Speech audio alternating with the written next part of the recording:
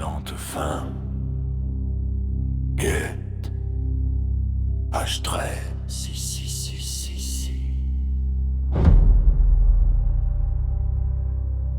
Au début, personne n'a eu peur. Parce que la peur demande encore quelque chose d'humain. Et l'humain commençait déjà à disparaître.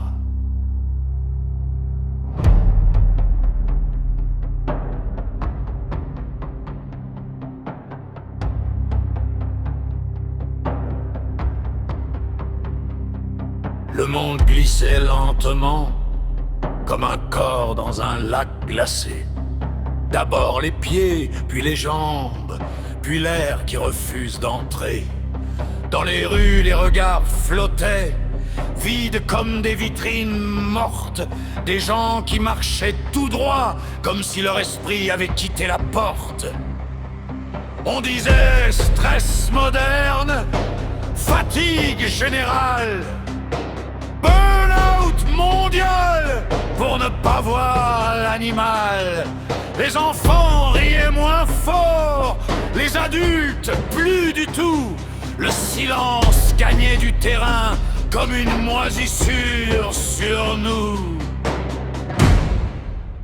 Ce n'était pas la fin du monde, c'était pire que ça. L'humanité reculait vers quelque chose de froid. Pas de haine, pas de colère, seulement la fin.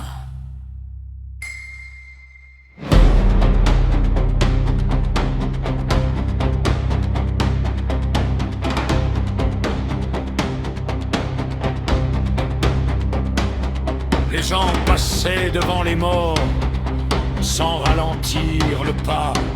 Un homme écrasé dans la rue et personne ne regarda. Les mains devenaient immobiles, les mâchoires trop serrées, les yeux fixaient les vivants comme des listes à effacer. Mon voisin parlait encore, mais ses mots semblaient pourrir. Sa langue collait dans sa bouche comme un animal qui veut surgir. Et cette nuit-là, au plafond, j'ai entendu tourner quelque chose. Des ballons, puis plus rapides, comme une manette sous hypnose. Le chat du rez-de-chaussée, éventré, pas massacré,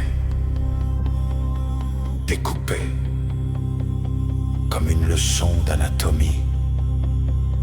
Et le pire, ce n'était pas la viande, c'était le silence du quartier. Personne ne criait plus. Ce n'était pas la fin du monde, c'était pire que ça. L'humanité reculait vers quelque chose de froid.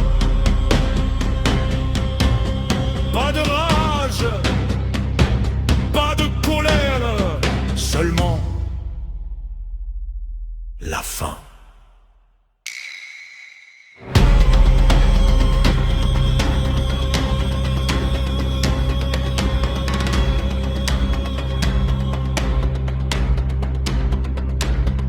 Les émotions s'évaporaient comme du sang dans les caniveaux.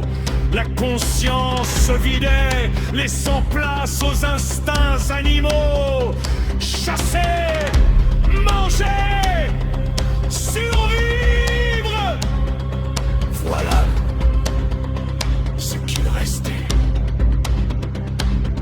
Des familles qui se dévoraient sans haine, sans passion, comme si l'amour lui-même avait quitté la maison. Et dans mes rêves, je voyais déjà les derniers humains ramper la nuit, pendant que des prédateurs debout respiraient encore ici. Alors j'ai compris. Le monde ne mourrait pas.